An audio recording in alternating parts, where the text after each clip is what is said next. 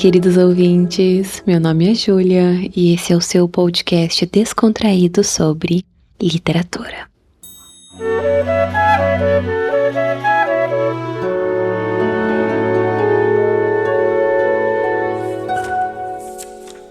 O título do nosso primeiro episódio é Walt Whitman, o pai do verso livre. Então aqui há duas perguntas que vocês já devem estar se fazendo, que é: quem foi o Walt Whitman e o que é o verso livre? Bom, o Walt Whitman, ele foi um carpinteiro e jornalista que nasceu em Nova York, nos Estados Unidos, no final de maio de 1819. Ele veio de uma família muito simples. Ele foi um homem que ele estava fora dos círculos literários da época. Ele era de origem humilde e ele se autoeducou nas ruas de Nova York. Ele escreveu quando ele tinha 36 anos, ele publicou um livro intitulado como Leaves of Grass, em tradução para o português, Folhas de Relvas. E antes dessa obra, não havia um livro que traduzisse a experiência norte-americana. Havia naquela época uma necessidade de uma ruptura mais radical com as convenções literárias e culturais que eram provenientes da Europa. E esse livro de poesia do Whitman, ele significou a libertação da poesia americana da, entre aspas, assim, digamos, tirania europeia. E nas próprias palavras do Whitman, isto não é um livro. Quem toca nele, toca num homem. Essa obra, ela não foi um produto de um gênio, mas de um homem comum, o outro. Foi poesia feita para o povo. E antes de falar sobre a obra, eu queria falar sobre a educação do Whitman, né? Como que foi para ele ter chego, como que foi a jornada dele até ele resolver escrever um livro de poesia, que é um marco na história norte-americana. O Whitman, ele foi educado na escola pública até os 11 anos de idade. E é muito interessante saber como é que era a rotina de estudos na época. Era a leitura da Bíblia e ditados, além da pronúncia, vocabulário, aritmética, geografia e caligrafia. E ele tem que abandonar a escola aos 12 anos porque ele tem que ajudar nas despesas de casa.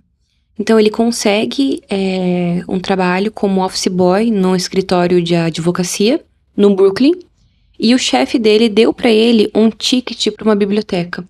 Eu não consegui nas minhas pesquisas achar o certo se era uma biblioteca móvel, que era muito comum na época, ou se era a própria biblioteca do Brooklyn. E foi ali que ele começou a ter contato com grandes nomes da filosofia e da literatura que expandiram o pensamento dele. Até porque, poxa, ele saiu da escola aos 12 anos e ele é um dos maiores nomes da literatura norte-americana. Então, assim, fica muito claro os estudos dele no poema The Base of All Metaphysics, a base de toda metafísica. Eu vou deixar esse poema para vocês lá no Instagram, @juliailiteratura, e falar um pouquinho sobre essas influências. Aos 13 anos, ele se torna aprendiz de tipógrafo. Então ele acabou se inserindo no meio da comunicação, estava sempre perambulando por Nova York, pelo Brooklyn, Manhattan. E então ele acaba se tornando jornalista, justamente por estar sabendo tudo que estava rolando na época. E ele acaba tendo contato com os mais variados tipos de pessoa. Aí passa um tempo, dos 13, né? Aos 17, ele resolve ser professor no interior. Então, e um fato bem interessante é que ele não morava numa casa própria. Ele morava junto com as famílias dos alunos. E tem uma história que eu acho muito engraçada. Que assim, uma vez ele estava pescando e tinha um garoto que acabou importunando tanto ele que ele acabou, acho que chicoteando o menino, tipo, sabe, dando uma reprimenda nele. E o pai do menino acabou processando o Walt Whitman por isso. E o próprio Whitman foi o seu advogado e ele alegou que ele estava defendendo o direito reconhecido dos pescadores. E pasmem, ele, ele ganhou a causa. Então, assim, é só pra vocês entenderem um pouco do gênio desse homem. Aos 22, então, né, acabou não dando certo mais ser professor no interior. Aos 22, ele volta pra vida boêmia de Nova York. Então, ele acaba trabalhando tanto como jornalista, como tipógrafo, como repórter e editor. Então, realmente, muito inserido no meio da comunicação. Aos 25, ele já é um jornalista muito respeitado. E ele percebe o quanto os operários eram explorados. E ele também escreveu vários editoriais sobre a redução de salários e salários baixos. Ele também ia a tabernáculo para ouvir a palavra da galera abolicionista. E escreveu também editoriais sobre a abolição. Então, percebam que até aqui ele teve muito contato, tanto no meio urbano, na cidade de Nova York, quanto no meio rural, né, no interior ali, estando na natureza.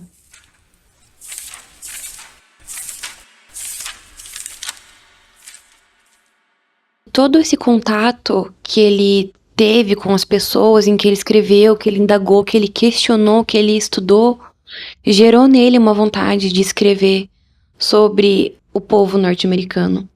E para começar a falar sobre o livro, eu queria falar sobre a capa do livro. Tá lá no Instagram, eu deixei as fotos da primeira edição. E a capa, se vocês notarem, as letras, elas são feitas de capim, raízes, folhas, tufos e caules, que seria uma relva. Então, traduz muito a ideia de uma poesia selvagem, que é viva, se expande e que tá ali se entrelaçando como numa relva densa e variada. E é muito interessante porque o título é a maior analogia que ele faz. Porque assim como a grama e o capim que crescem espontaneamente em toda parte, o poema dele também engraçaria, se sobressaria enquanto vivesse. Entendam que Leaf of Grass, né, folhas de relvas, que esse livro, ele foi um organismo vivo. Porque o Whitman, ele passou 38 anos expandindo o seu livro Relva.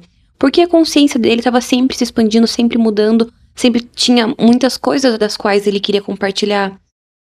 Se eu não estou enganada, ele editou esse livro 8 vezes em vida. Vocês vão perceber que quando vocês procurarem, vai ter poema de um ano, de outro ano, que às vezes não tem numa edição. Vai muito da edição que você escolher, ou de que ano que você vai ler, ou qual poema de que ano que você vai ler, porque ele já editou os mesmos poemas algumas vezes. E outra parte também muito inovadora, muito diferente, que rompeu com os padrões da época, foi o retrato dele no livro. Então, provavelmente, o Whitman, ele foi o primeiro escritor a usar uma foto num livro de poemas. E essa fotinho aqui que tá do podcast é da mesma sessão fotográfica do retrato no livro. E vejam que vocês vão ver ali no Instagram que o Whitman queria expressar que ele era um homem do povo e das ruas. Nós não temos um porta-voz cultural, mas em vez disso nós temos um trabalhador casual, de pé, em desleixo. Então teve ali uma ruptura da concepção de como era a figura e a educação de um poeta. Porque nas décadas passadas, a poesia inglesa, a poesia europeia, era muito ligada com questão de intelecto. Se vocês forem ver os retratos dos poetas ingleses nos livros, são homens da aristocracia, da academia, das mais prestigiadas instituições. E daí aqui nós temos um trabalhador. O Whitman, ele rompeu com um padrão de como viria a ser a educação, a cultura e a imagem de um poeta norte-americano. E esta ruptura vai muito além do que a aparência física dele. A ruptura também aconteceu na maneira de escrever poesia, que foi com a criação do verso livre. Eu acho que vocês devem ter lembrado, talvez na escola, não sei, mas de ver poesia super rimadinhos, bonitinhos, aquela coisa muito quadrada. Não digo que seja ruim, mas que você tinha que fechar teu pensamento para caber ali numa determinada página. E o Whitman, ele utiliza da liberdade de linguagem do pensamento. Ele cria uma conexão indissociável entre linguagem e o mundo. Ele quer mostrar para os norte-americanos o aqui e o agora, e como ele foi uma metamorfose ambulante. Ele cria uma nova concepção de poesia e de poemas, porque há na poesia dele a absorção de linguagens marginais. Ele utilizou muito de gírias que são consideradas como infração na norma culta da poesia. E, nossa, na época aquilo, assim, foi um escândalo. E o Whitman, ele era um músico da palavra. Ele fala que se não fosse pela ópera, ele não teria escrito esse livro. Então, de pensar, né, na ópera que é a possibilidade da palavra cantada. E quando vocês forem ler também, vocês vão perceber que há muitas reticências nos poemas dele, que são justamente pausas retóricas. Por quê? Porque o poema do Whitman, ele é para ser lido, é para ser falado como uma performance oral. Ele se inspirou na retórica rapsódia, nos poemas gregos. Então, o Whitman, ele foi esse músico da palavra, um músico da poesia, e ele causou uma revolução estética, porque os versos dele eram extensos e livres, e não existia isso na época. Então você vai lendo, e você vai lendo, e você vai adentrando. Então há ali uma tipografia caótica, porque os poemas deles não tinham métrica nem esquemas de rimas. E a mensagem do Whitman, a mensagem básica que o Whitman queria trazer era uma liberdade individual. Era de você ter uma conexão ali, de você ter uma experiência com a linguagem. Mais pra frente a gente vai falar sobre os poemas. Agora nós vamos falar em que cenário que o Whitman estava inserido. O Walt Whitman, ele publicou o livro dele, Leaf of Grass, no ano de 1855. E 5 anos antes dele publicar o livro dele, os Estados Unidos estava passando por um período de muita turbulência. E também a gente vai focar aqui na situação de Nova York. Então, havia ali muita miséria, corrupção política, superpopulação, guerras de gangues pelo controle das ruas, isso em Nova York. E muito disso do que estava acontecendo traduziu o impulso democrático do sonho norte-americano. Estava ali havendo os conflitos sociais, raciais e muita divisão no país.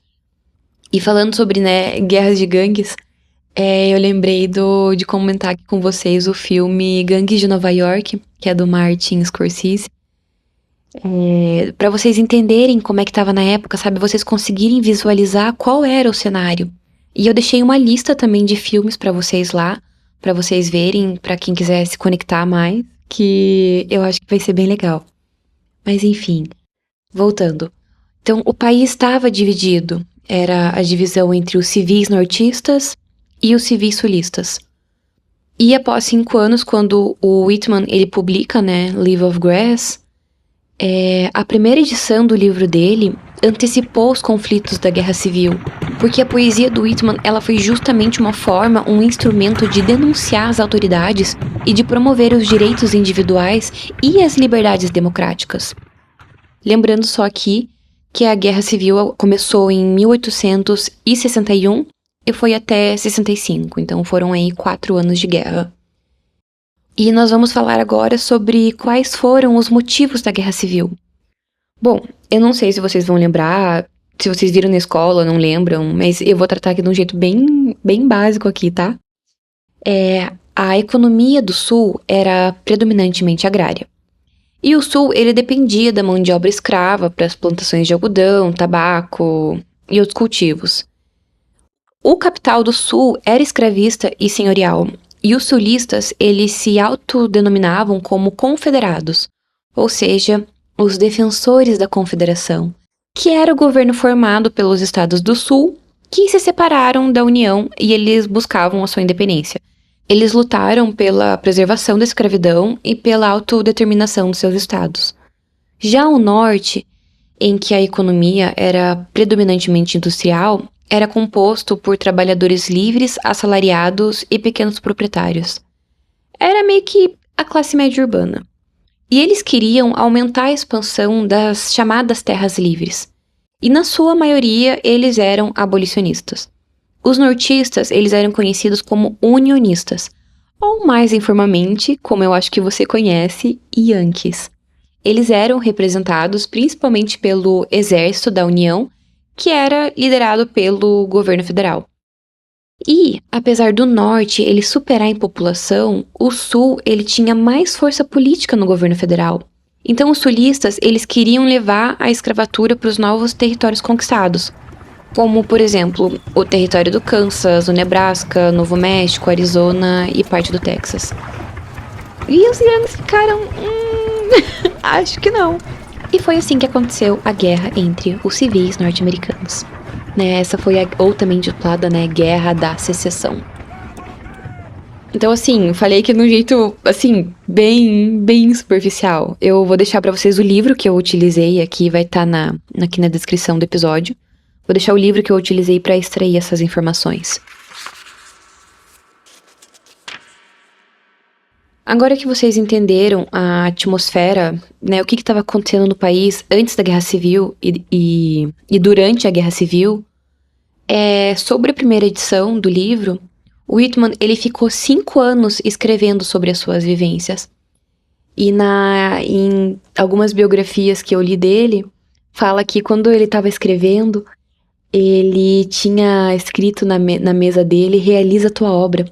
Porque muitas pessoas acharam que ele era um vagabundo, porque ele passava a maior parte do tempo dele em casa, escrevendo esse livro, e ele fazia bicos como carpinteiro. Então, ele fica 5 anos escrevendo, sobre tudo que ele viveu, e sobre o que significava ser um poeta norte-americano, e no que consistia o caráter dos homens e das mulheres norte-americanos, que viviam numa sociedade democrática. Foram anos de leituras, vivências, tentativas, acertos e fracassos para ele finalmente conseguir escrever e compartilhar uma mensagem com o seu povo. Então era isso, ele queria fazer poesia para o povo, não para a aristocracia, nem para a elite. Ele queria fazer uma crítica da realidade e mostrar a ideia de poesia como resistência. E vocês vão perceber que há muitas contradições no discurso dele, na poesia dele. Mas ele era uma persona que almejava ser todas. Ele queria que todas as pessoas se conectassem com ele de alguma maneira, porque ser poeta, para ele, era ser ele mesmo. Era exprimir-se como aquela América que era fibra de sua fibra. Era poesia para um pai, para uma mãe, um filho, uma filha, para o escravo, para o trabalhador rural, para o marinheiro, para o indígena. Era poesia para o povo.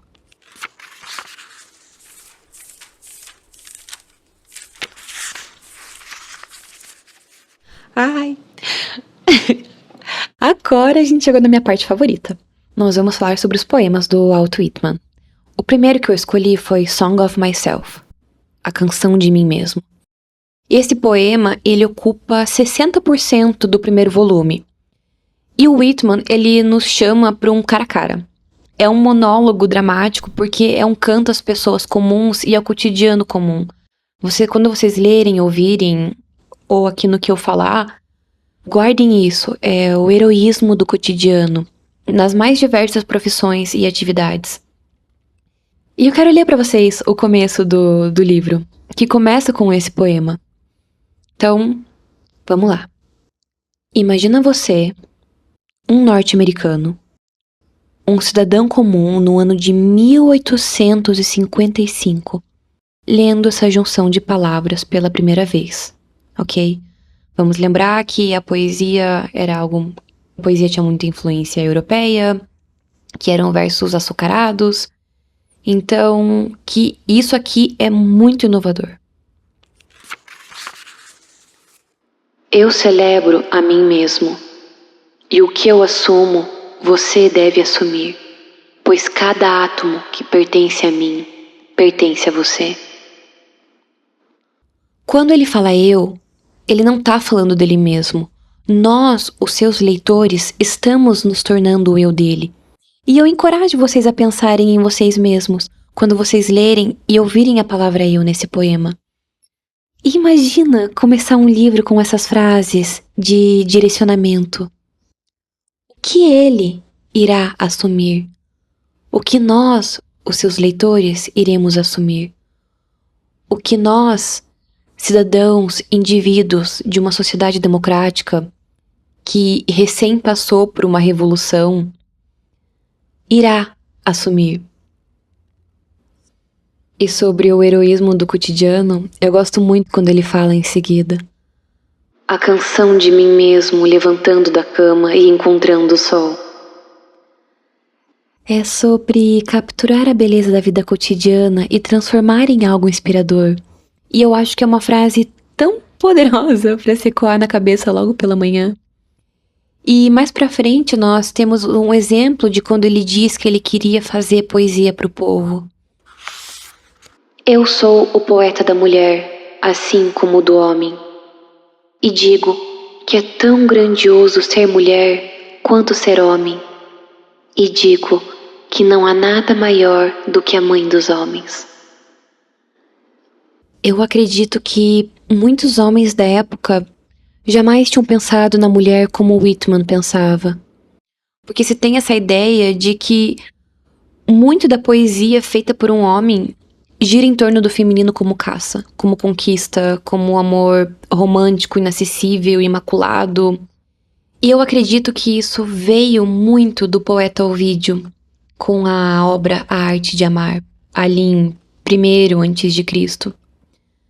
Porque o Ovídio fala muito, né? A Arte de Amar é um livro que fala sobre como o homem é o caçador e a mulher é a caça. E quando eu li esse livro, ele foi bem revelador. Porque dá pra ver como que ele influenciou e ainda influencia muito nossa sociedade. O Walt Whitman, ele retrata tão bem a mulher, como mãe, como esposa, como filha, como irmã, como cidadã, como trabalhadora e como uma figura sagrada. Numa das biografias que eu li dele, em pesquisas também, ele fala que a mãe dele foi uma das maiores inspirações que ele já teve.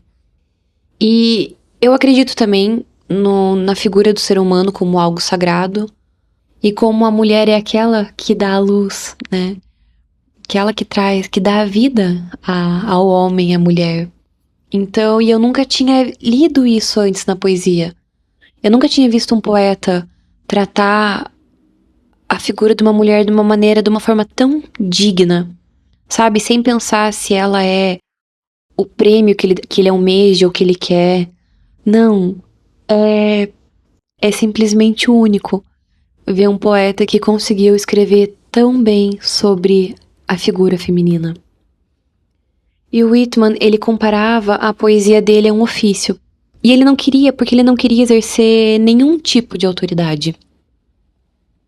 Tem uma parte que é assim: uma criança perguntou: o que é a grama? Trazendo-a para mim com as mãos cheias. Como eu poderia responder à criança? Eu não sei o que é, assim como ela. Então, em meio às suas tantas vivências, aqui está um homem falando que não sabe mais do que uma criança. E justamente por ele ser contra essa figura de autoridade e por ter sido professor, um jornalista respeitado, que ele não quer exercer esse papel. E vocês podem ver isso naquele filme do Sociedade dos Poetas Mortos. Inclusive tem uma cena lá que dá pra ver uma foto do Whitman na sala de aula. Mas enfim. E falando em grama, eu sempre li o poema do Whitman em inglês. Então sempre quando eu via Grass, eu, sabe, me estalava os olhos assim por ser justamente o título do livro. E há uma ligação bíblica muito interessante.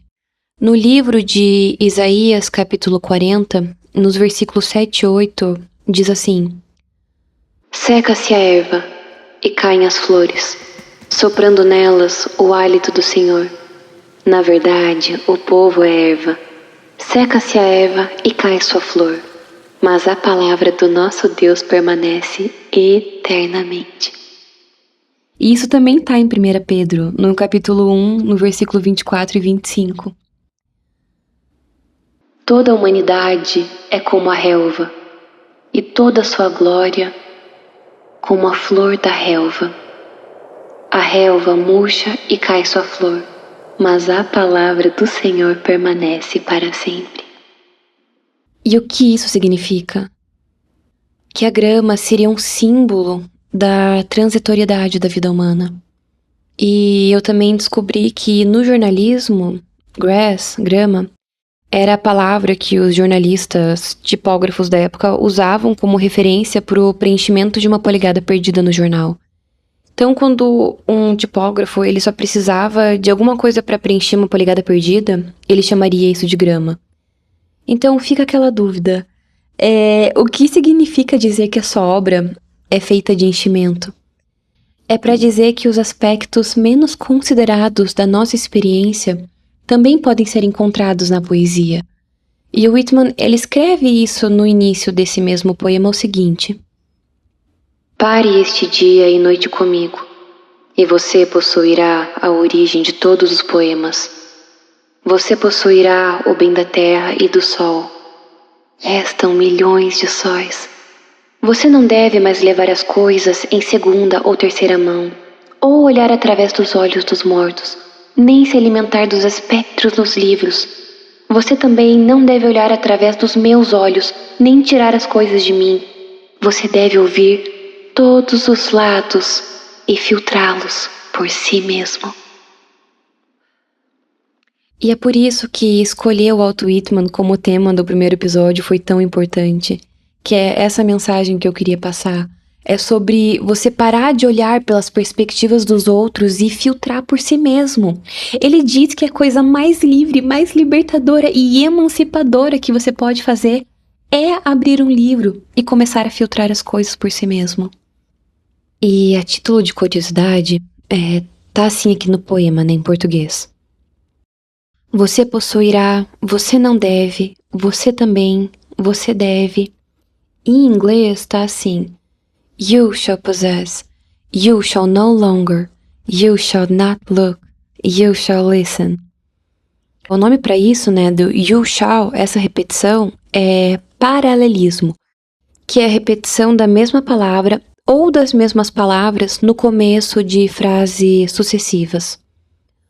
O paralelismo utilizado pelo Whitman, ele é inspirado e baseado no paralelismo da poesia hebraica do Velho Testamento, já que parte da Torá é cantada. Não sei se vocês sabiam, mas o paralelismo, ele auxilia na memorização.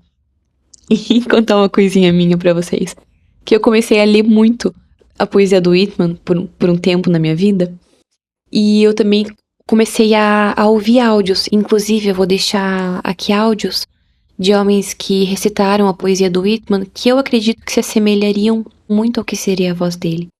Mas, enfim, e eu comecei a decorar, sabe? E sem ler muito. Mas aí, quando eu pesquisei, faz sentido, eu decorei algumas partes, porque ele pensou em tudo isso, por causa do paralelismo. Percebam, ele era um gênio.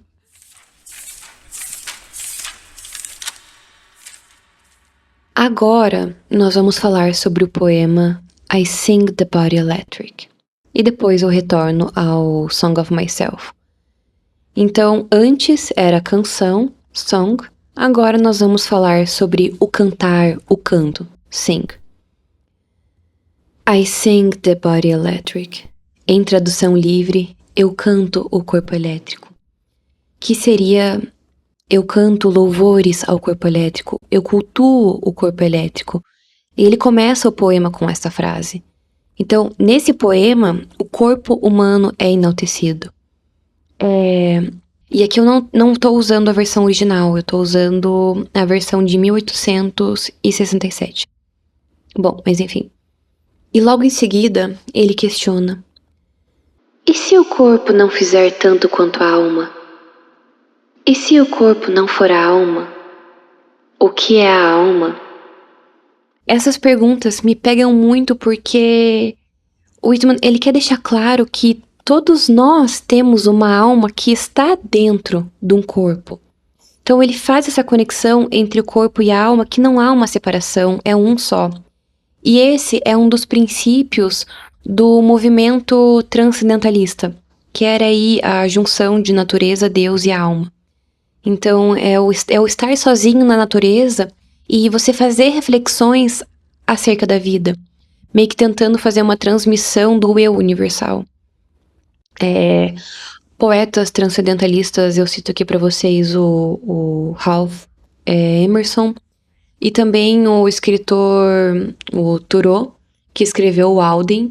Esse acho que foi um dos livros mais desafiadores que eu já li, mas é muito bom. Ele me deu uma outra perspectiva do que é morar na natureza e você estar em contato com a natureza e de você estar em contato com o seu próprio eu. Então, é muito interessante a filosofia do transcendentalismo. Mas vamos voltar aqui. O foco desse poema é o corpo humano e os trabalhos exercidos pelos homens e pelas mulheres. E esse poema, ele é algo muito frenético. Se vocês puderem mesmo, escutem o áudio desse poema. Porque, sabe, até parece meio que é muito cantado, é muito bonito de ouvir. E você começa a fazer muitas reflexões. Mas sobre os trabalhos exercidos, né? Sobre os ofícios. Dando um exemplo. Uma das minhas partes favoritas desse poema é a frase final da seção 2. Ele escreveu em primeira pessoa, mas eu quero ler para vocês em segunda. Nade com os nadadores, lute com os lutadores, marche em fila com os bombeiros e pare, escute e conte. Qual a mensagem que a gente extrai disso aqui? A vida está acontecendo, sabe? Seja participativo dela. Então, lute com os lutadores. Seja uma pessoa que batalha, que também está à frente das situações penosas. Marche em fila com os bombeiros. Parece que são ofícios que requerem um tipo de atitude que nós podemos interpretar como coragem, determinação, força e, principalmente, de não fugir do que nós devemos enfrentar. E depois o Whitman fala, né? E pare, escute, conte. Parece que ele quer dizer assim, ei, dá uma respirada aí, sabe? Filtra, medita. E na poesia do Whitman eu gosto muito desse tipo de repetição, porque eu não sei se é apreciação dos ofícios ou apenas a sonoridade, mas em inglês tá assim: swim with the swimmers, wrestle with the wrestlers, march in line with the firemen and pause, listen and count. O nome para esse tipo de sonoridade é aliteração, que nada mais é do que a repetição de um som no começo de palavras que se repetem. Então percebam, o Whitman é um músico da palavra. Agora eu quero falar sobre a minha parte favorita desse poema, em que ele fala sobre um pai de família que ele conheceu, um fazendeiro que tinha 5 filhos, e que um dia os filhos de seus filhos terão filhos, e esses filhos também terão filhos. Ou que os seus filhos e os filhos de seus filhos também tinham filhos. Varia muito da tradução que você escolher e da sua interpretação. Acho que ficou um pouco engraçado, né? E ele descreve mais sobre esse homem, sobre o seu jeito calmo, que ele era o mais vigoroso dentre os seus, e que tanto seus filhos, assim como suas filhas, o amavam, que todos que o viam o amavam. E ele fala sobre esse fazendeiro que caça e pesca com seus filhos e netos, e eu começo a visualizar essa cena. Eu acredito que tenha sido uma cena muito provável que ele viveu quando ele morava com as famílias dos alunos. É uma memória, é uma imagem, é uma vivência muito particular, mas que ao mesmo tempo gera um senso de pertencimento. Então, é muito legal conseguir você visualizar uma poesia como uma história, como uma cena de um filme. E outra coisa que eu gosto muito na poesia do Whitman, que é muito bem trabalhado nesse poema, é como ele celebra a vigorosidade humana. Como ele enaltece aqueles que possuem um corpo forte, cheio de músculos e que tem esse ar de vigorosidade. Eu confesso que depois que eu comecei a ler mais a poesia do Whitman, eu tive uma outra visão da prática de atividades físicas e da necessidade que há de você ter um corpo forte. Porque é muito interessante pensar que já naquela época havia alguém que falava sobre a importância de você cuidar tanto do seu corpo físico como do seu corpo espiritual.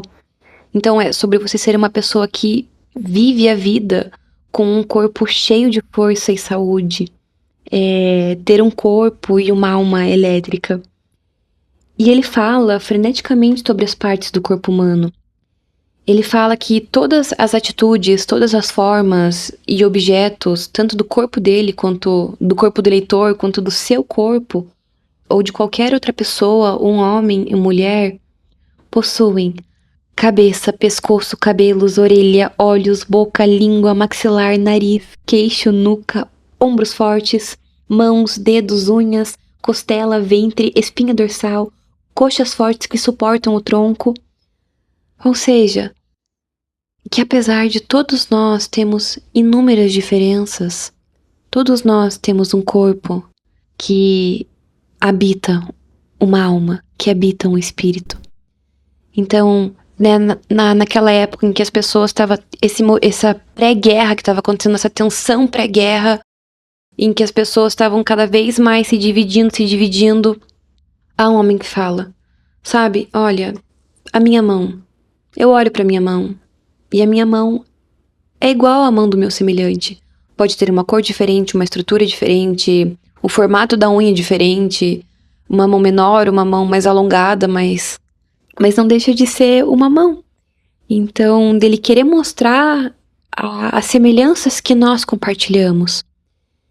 E ele termina esse poema dizendo: eu digo, estas não são apenas as partes e os poemas do corpo, mas da alma. Eu digo agora, estas são a alma.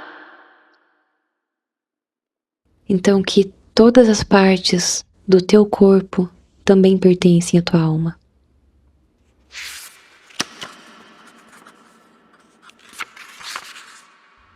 Vamos falar sobre perguntas.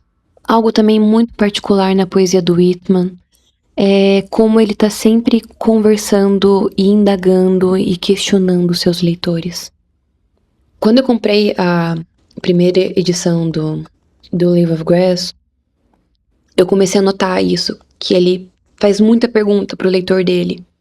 E toda vez que ele fazia uma pergunta, eu marcava. E na primeira edição que ele fez em vida, ele faz 190 perguntas pros seus leitores. E já na última edição, há 202 perguntas. Eu lembro que eu falei, né, que ele foi uma metamorfose ambulante, que ele estava sempre ramificando, expandindo, né, o seu livro. E, por exemplo, ele pergunta se você já avaliou 1000 acres como algo significativo, se você já pensou na Terra com a devida importância, se você já se dedicou tanto tempo para aprender a ler, e se você já se sentiu tão orgulhoso por compreender os significados dos poemas. Se você sabe tanto de si mesmo que chama o mais humilde de ignorante. Se você supõe que você tenha direito a uma boa visão e ele ou ela não tenha direito a uma visão. Então, qual a mensagem que o Whitman quer trazer aqui? Ele quer falar para o cidadão norte-americano: quem é você, meu conterrâneo, numa sociedade democrática? E uma parte que sempre me pega muito é essa aqui que tá em Body Electric. Ele fala assim: seu pai. Onde está seu pai? Sua mãe. Ela está viva? Você tem estado muito com ela? E ela tem estado muito com você? A primeira vez que eu li isso aqui, os meus olhos estalaram. Eu nunca tinha lido algo parecido com isso na minha vida. Acho que nenhum poeta me perguntou sobre os meus pais. E é isso, é parar pra pensar: onde está o meu pai? E se eu me dou bem com a minha mãe? E se ela se dá comigo? E como que ele queria que todas as pessoas que o lessem estivessem conectados com os seus semelhantes? Porque eu realmente comecei a pensar nos meus pais. E eu gostei muito disso. Então, vocês já perceberam aqui que ele queria fazer, que ele fez poesia para o povo e não para a elite, não para a aristocracia, não para pessoas que a gente vê sabe, fruto do romantismo, que é aquele clamor, aquela dúvida, aquela sensação de ai meu Deus, o que vai ser da minha vida? Não, Ele confrontou o país com o linguajar dele. E o Whitman fala que os pensamentos dele, na verdade, são os pensamentos de todos os homens em todas as eras e terras e que não são originais dele. Então, tendo dado alguns exemplos, a gente percebe que ele não teve vergonha de ser simples e ser claro. E que ele também compartilhava os seus sentimentos acerca das penosas situações que nós também enfrentamos na vida. Como, por exemplo, numa parte de Song of Myself, ele diz: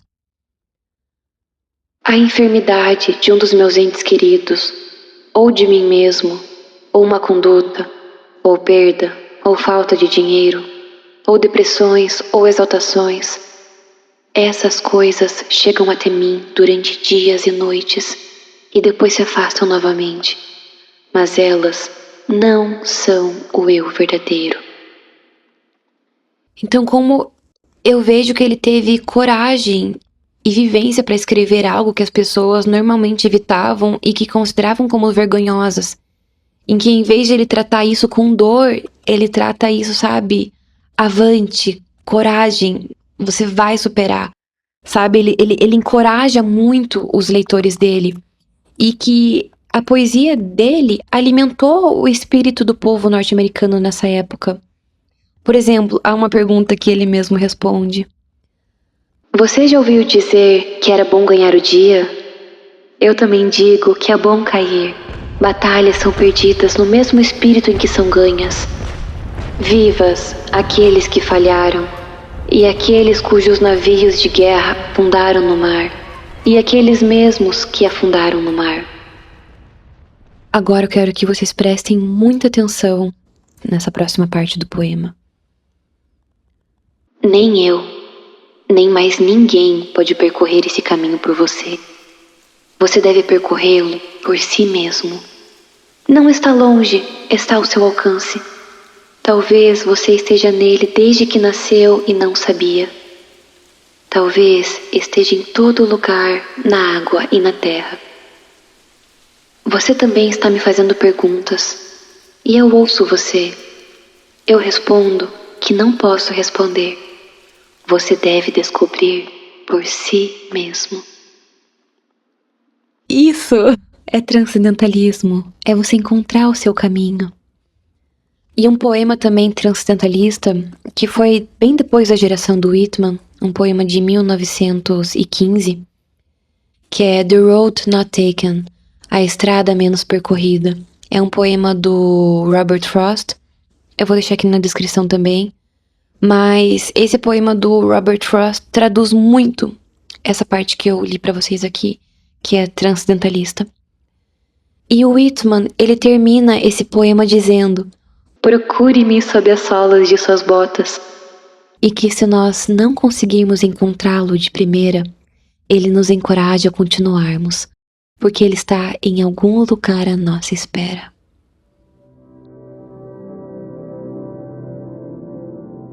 Bom, lhes apresentei aqui o Walt Whitman, o pai do verso livre.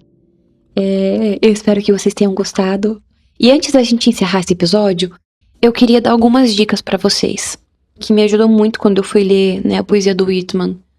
De preferência, leiam ao ar livre.